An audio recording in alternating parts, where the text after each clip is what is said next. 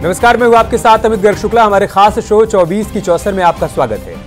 अगले आधे घंटे हम आपको सियासत से जुड़ी हर बड़ी खबर पूरे विस्तार और पूरे विश्लेषण के साथ दिखाएंगे, जिसमें आपको खबरों का संदर्भ, प्रसंग और उनकी पूरी व्याख्या मिलेगी।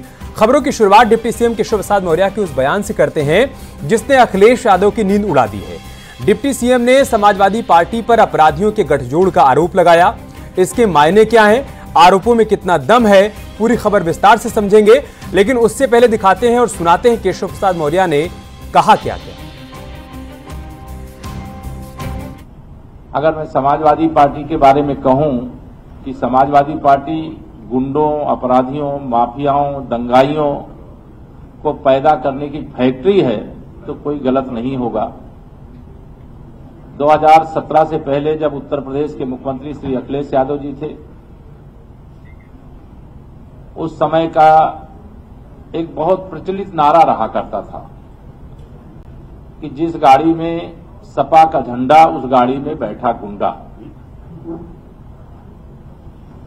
और सपाइयों का नारा खाली प्लाट, खाली मकान, खाली दुकान हमारा।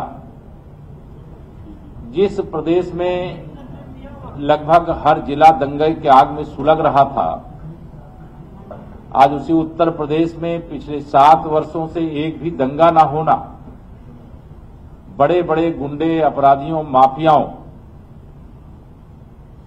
के खिलाफ कठोरतम कार्रवाई की गई, जेल भेजा गया, कानून के माध्यम से उनको सजा दिलाने का काम हुआ।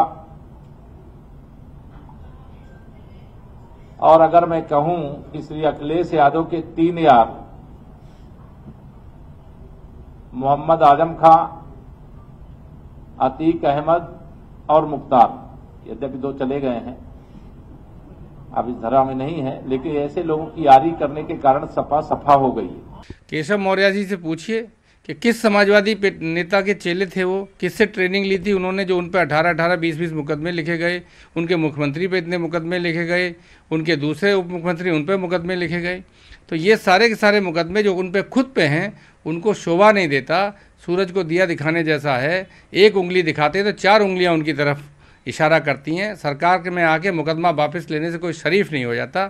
इस तरह चुनाव में जो निकम्मे लोग होते हैं, जो कोई काम नहीं करते, वो ऐसे आरोप लगाते हैं। 10 साल से केंद्र में सरकार है, 8 साल से प्रदेश में सरकार है, कोई कार्रवाई करी होती। तो केशव मौर्य जी पे कोई काम बताने को नहीं है, इसलिए लोगों को गुमराह करना चाहते हैं। यानी चुनावी मौसम में जुबानी हमले हो रहे हैं और खूब हो रहे हैं। डिप्टी सीएम केशव प्रसाद मौर्य ने मानो समाजवादी पार्टी की दुखती रग को दबा दिया हो।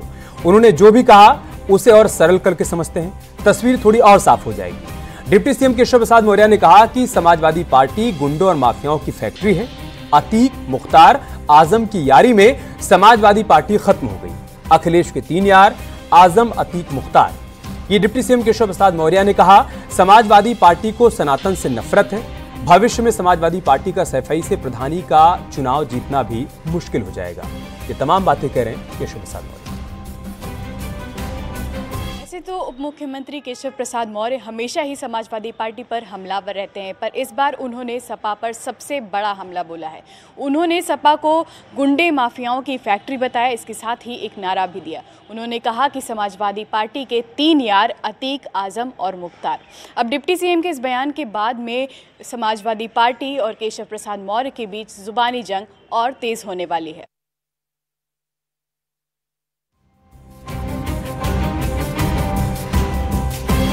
और चलिए अब जरा उन आरोपों की सच्चाई को भी परख लेते हैं जो केशव प्रसाद मौर्य ने अखिलेश यादव और उनकी पार्टी समाजवादी पार्टी पर लगाए हैं। सबसे पहले बात मुख्तार की करते हैं। 2016 में मुख्तार परिवार समाजवादी पार्टी में शामिल हुआ था।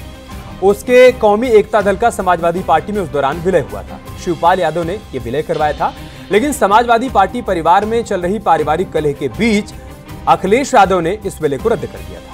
लेकिन अब यानी 2024 में मुख्तार अंसारी के बड़े भाई अफजाल अंसारी को उन्हीं अखिलेश यादव ने अपनी पार्टी से टिकट दिया है, जिन्होंने 2016 में मुख्तार परिवार का बहिष्कार किया था। आगे बढ़ते हैं और अतीक से समाजवादी पार्टी के संबंधों की कहानी को भी समझ लेते हैं। सबसे पहले 1996 में समाजवादी पार्टी ने माफिया अतीक को टिकट दिया था।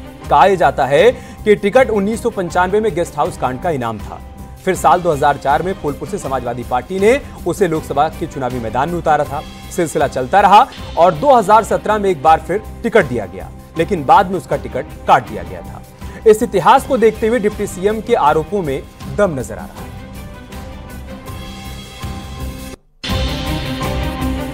और चले बढ़ते हैं अगली खबर की ओर। बात करते हैं बीजेपी के संकल्प पत्र की।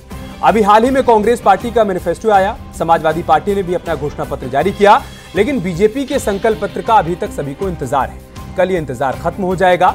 बीजेपी ने 14 अप्रैल को संकल्प पत्र जारी करने का फैसला किया है। प्रधानमंत्री नरेंद्र मोदी, बीजेपी अध्यक्ष जेपी नड्डा और गृह मंत्री अमित शाह और रक्षा मंत्री राजनाथ सिंह की मौजूदगी में संकल्प पत्र जारी किया जाएगा।